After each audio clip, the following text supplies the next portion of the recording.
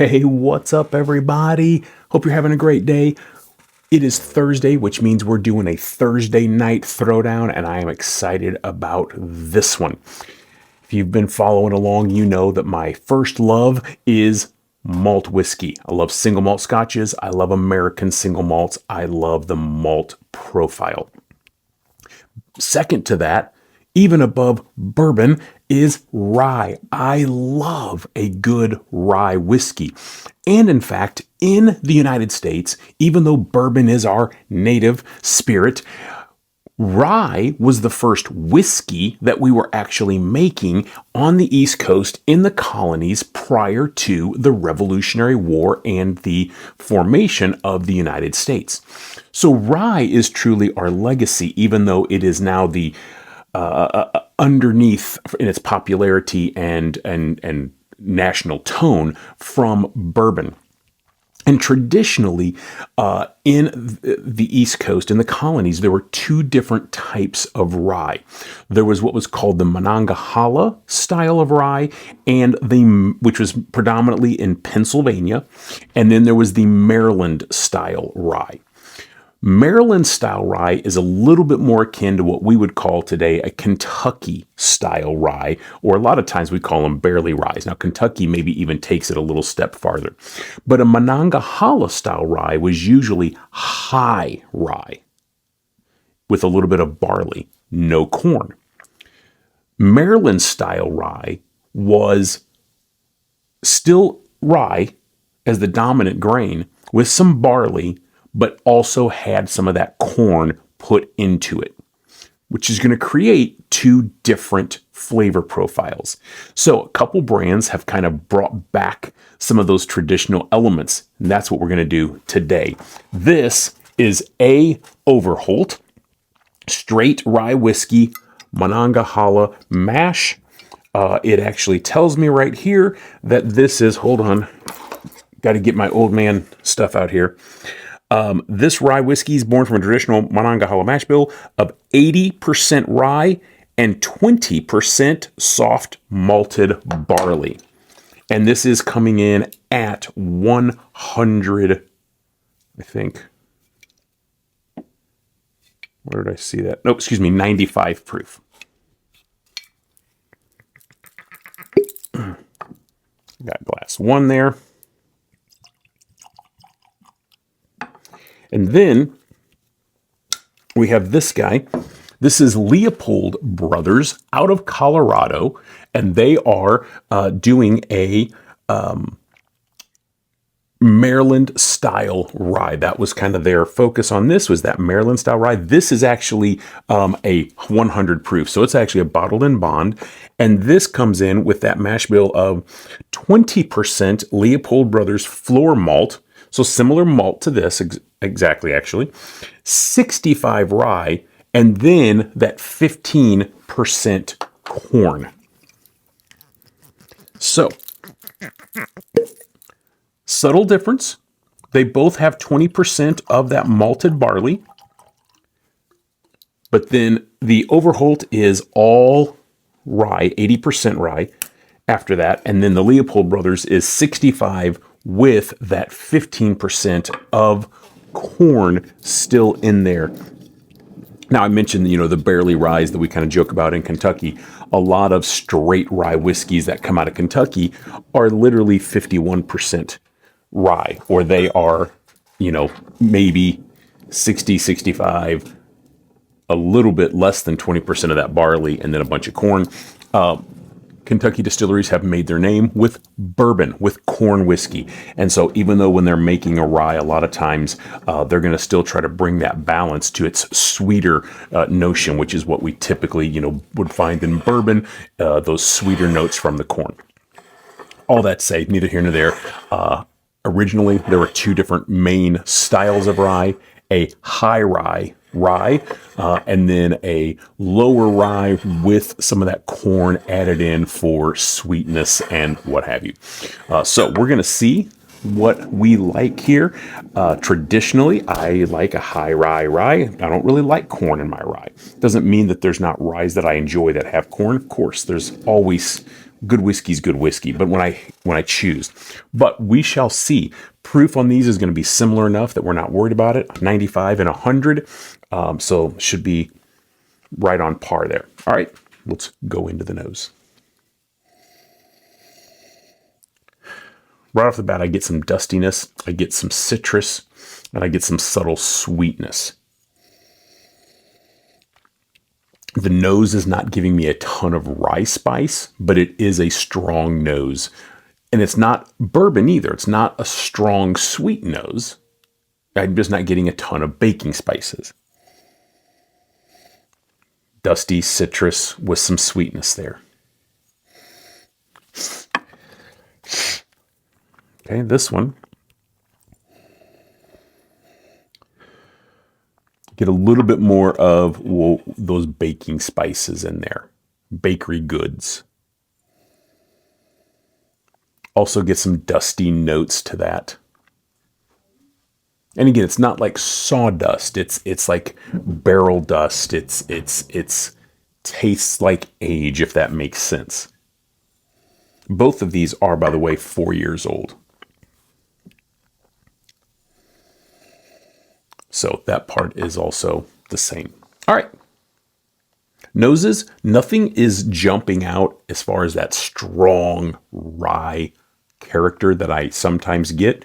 They both are less bourbon nose as far as the sweetness, but not dominant on the spice. But let's go in and let's see what we got here. Both have nice oils already worked in there, which is good. All right, let's see what we get here.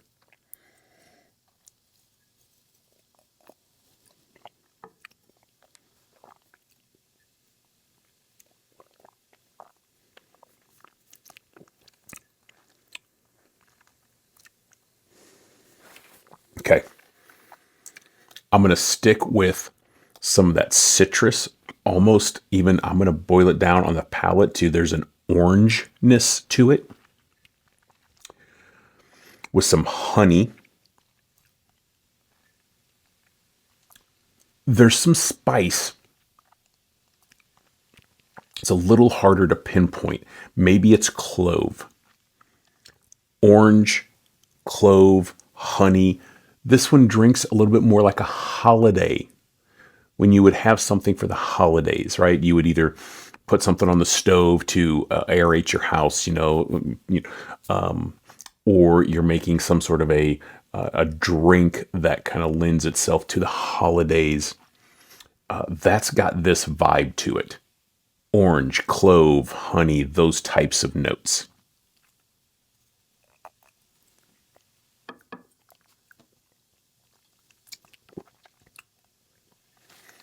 Yeah, that's what I'm getting on that guy. It's tasty. It's unique. It's not a typical, what we would most of us classify as a rye today. Most of us are familiar with Kentucky style ryes. I know there are a few other ones out there. Sagamore Spirits got some great ryes out of Maryland, Redwood Empire out of California. Like Chattanooga whiskey out of Tennessee. So there are obviously lots of rye whiskeys that are fantastic. But most of us are most familiar with ryes coming from the Kentucky area, which is going to have those kind of profiles. All right, just letting that get out of my mouth a little bit. Let's go into this guy, see what we get.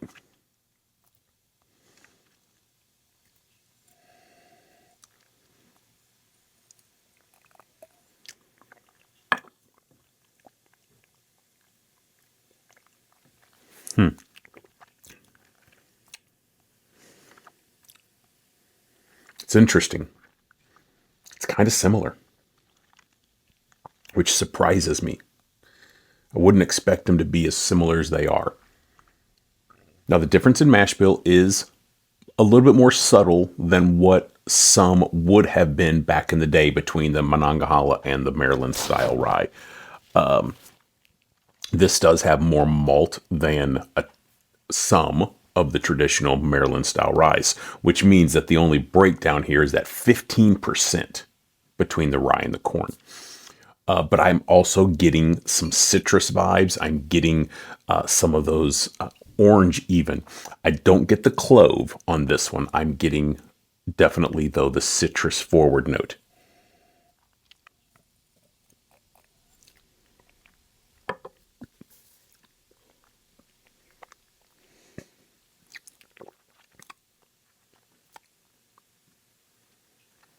Again, good balance. It's crazy how strong the, like, specifically orange is coming through on both of these today. Obviously, these were not fresh cracks. I've had small pours out of each of these.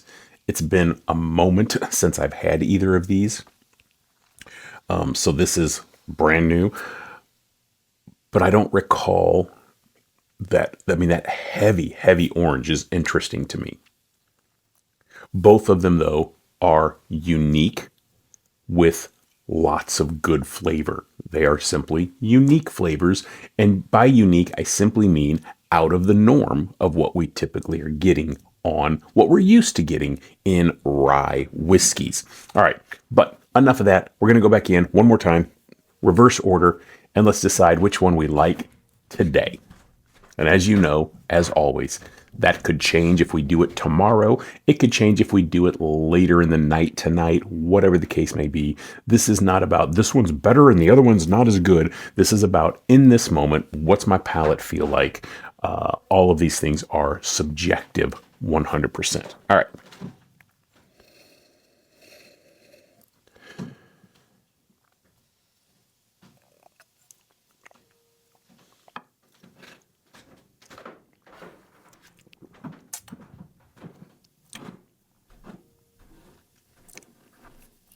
I tell you, and I don't know which is which.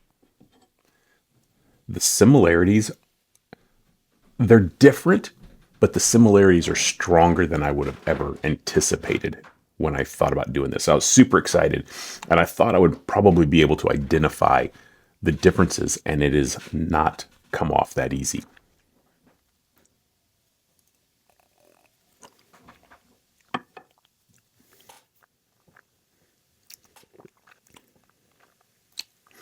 And I'm just going to stick with my original.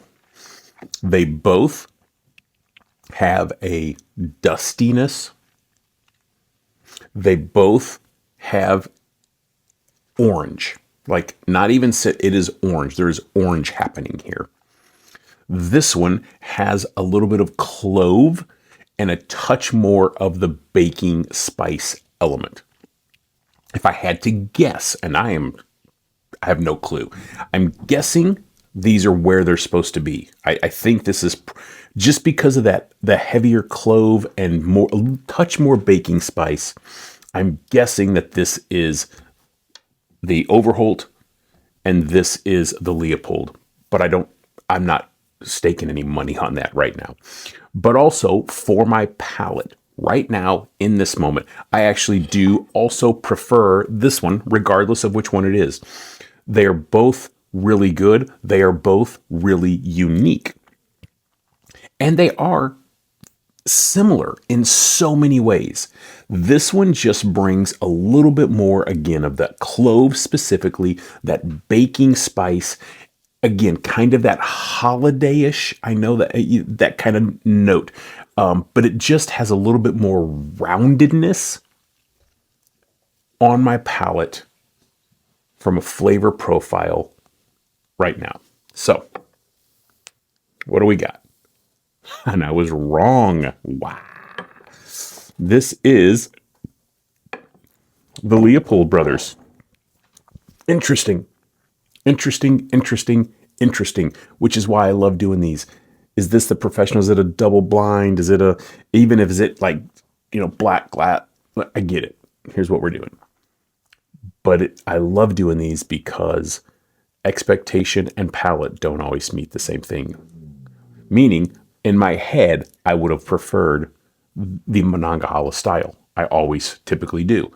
Higher rye content, spicier. That's my general palate. But here we are today, and this one which has more spicy baking spice than this one for my palate right now, takes the cake. So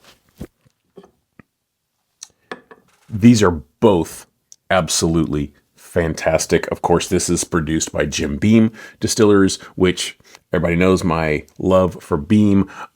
Particularly, I mean, listen, they're doing this, they're doing the Old Granddad, they're doing the Basil Hayden, Knob Creek, and of course, Booker's, which is my love language.